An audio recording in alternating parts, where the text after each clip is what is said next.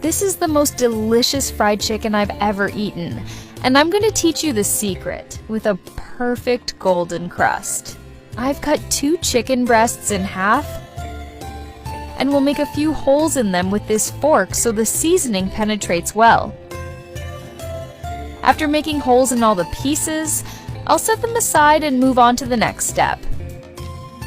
In a bowl, I'll add 1 teaspoon of salt, 1 teaspoon of paprika, half a teaspoon of black pepper, 1 egg. Now, I'll mix everything well with a fork. Take your time. This recipe is super easy to make, but there are a few special ingredients I'm about to show you. I'll dip all the chicken pieces into the sauce I just prepared. You can place them all in, just like this. Mix everything thoroughly, even using your hands, just like this. You'll see how this is one of the best ways to enjoy delicious chicken.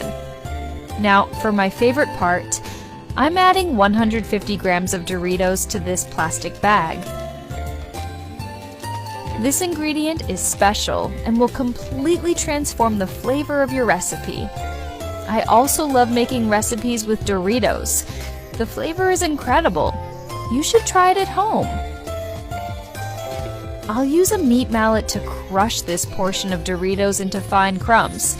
You can leave them in smaller pieces. It's easier to coat the chicken this way. The more you crush, the finer it gets. Next, I'll transfer all the Doritos crumbs to this bowl. I'll use this spoon to level them out in the dish. Now, I'll coat each piece of chicken thoroughly in the Doritos crumbs. Make sure to coat both sides well.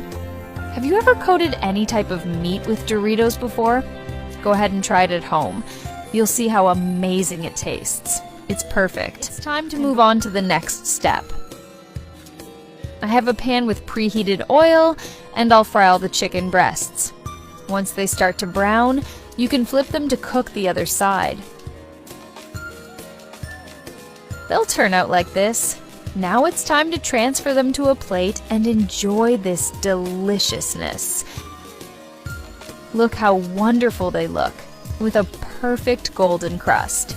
You'll fall in love when you make this at home.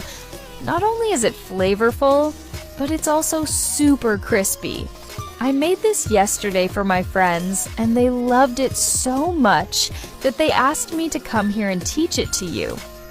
The best part about this recipe is that you can prepare it in no time and with just a few ingredients.